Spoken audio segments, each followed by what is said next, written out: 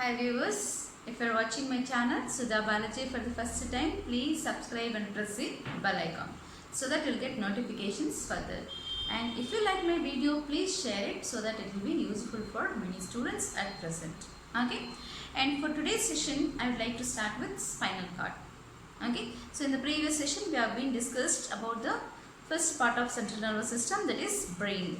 So complete forebrain, midbrain and hindbrain we have studied. Coming to this session, we are going to study about the spinal cord.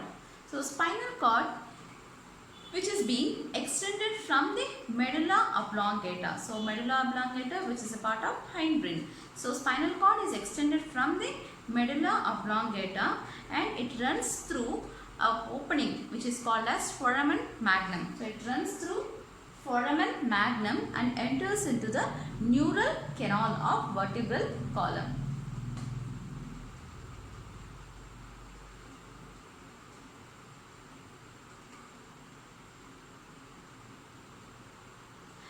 Okay, so from the hindbrain, that is it extends from the medulla oblongata and runs through foramen magnum and enters into the vertebral column. So that is which is passing through the neural canal. So that is spinal cord is passing through this neural canal or vertebral canal, which will be surrounded by vertebral column on either side. So that is about the spinal cord, which is being originated from the medulla oblongata, and in case of adults it extends up to the second lumbar vertebrae. So it extends up to the second lumbar vertebrae, and in the cervical region we can see there is swelling, so which we call it as cervical swelling in the cervical region, so neck region, and this extends up to the second lumbar vertebrae. So first and second lumbar vertebrae, there it terminates as conus medullaris, a cone shape. So that is, it is called as conus medullaris. So up to here it is nervous part, and from there it extends as non-nervous part. So that is filum terminale, and it terminates in the coccyx region. So where it terminates, it is terminating in the coccyx region. Okay, it terminates in the coccyx region. It is passing through neural canal and it extends up to the conus, so second lumbar vertebrae. There it terminates as conus medullaris, and then it even extends as non-nervous part, that is it is ending in the coccyx region as filum terminale, and finally it forms as a pony-like structure. So that is why we call it as cauda equina. It is like horse ponytail, so we call it as cauda equina, so which is in the form of non-nervous part.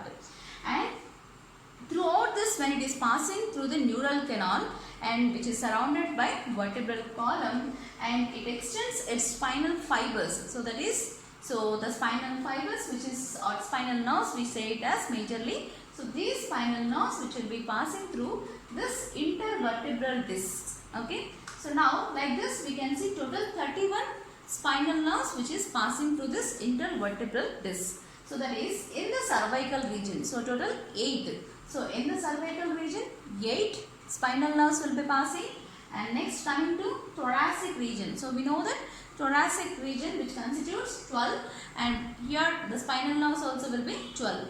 But when we see the cervical vertebrae, it will be 7. Okay, so here it is a change which you have to observe. Coming to spinal nerves, it will be 8 spinal nerves which will be passing in the cervical region and 12 in the thoracic region. So this will be as such.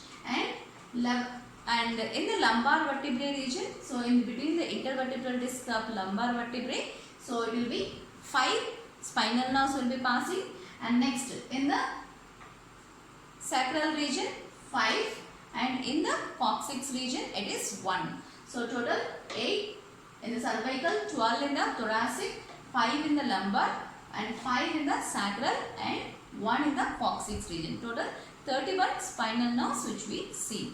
And now these are passing through intervertebral disc. And when you see the transverse section of spinal cord, okay, so this is a transverse section of spinal cord here. So here you can see the transverse view of spinal cord where it shows the head shape or butterfly shaped structure of this which has a grey matter at the center and white matter, that is pia matter, towards the outer side.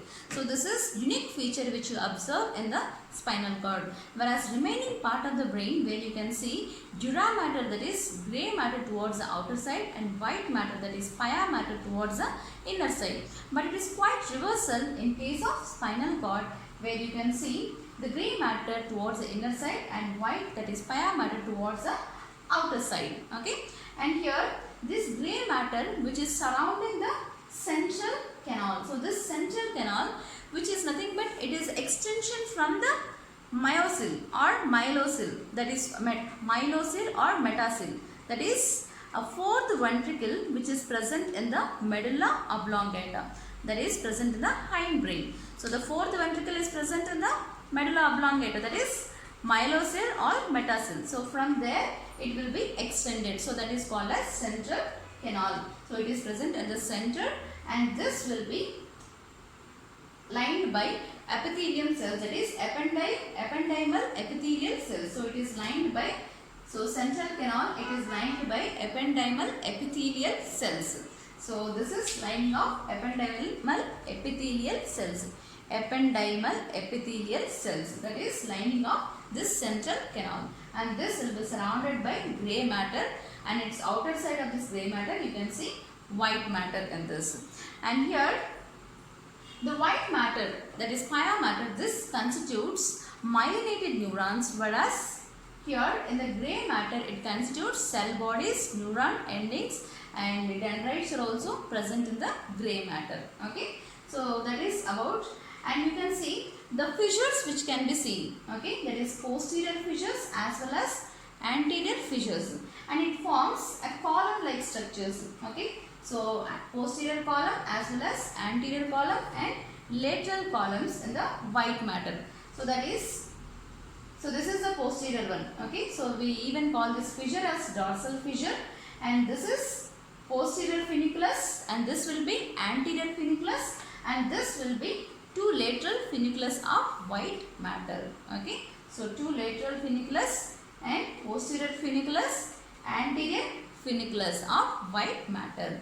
And in the grey matter you find horns, that is posterior dorsal horns and anterior ventral horns. So anterior ventral horns and posterior dorsal horns are present, and you can see the set of neurons which unite to form a ganglion in this region. So a set of neurons which unite to form a ganglionic structure. So that is, we call it as dorsal root ganglion, and its major function. Okay, so the spinal cord, the major functions of the spinal cord is, the spinal cord acts as a coordinating center. So it is a coordinating center for simple spinal reflexes. Okay, simple spinal reflexes. And one more thing, it is also called as middleman. So why it is called as middleman? Because it acts as a middleman between receptors and effectors. So receptors, sensory receptors, and even the effectors, as it conducts sensory motor impulses. So as it conducts sensory motor impulses to and from the brain. So that is why it is considered as middleman. Okay, so these are the major functions of this spinal cord. So it acts as a coordinated center for simple spinal reflexes, and it also acts as middleman between the receptors and even the effectors, and it acts as it conducts sensory impulses, that is motor impulses, that is to and even from the brain. So this is about the spinal cord, and in the next session we will be discussing about the structure of neuron as well as nerve conduction of nerve impulse. Thank you for this session.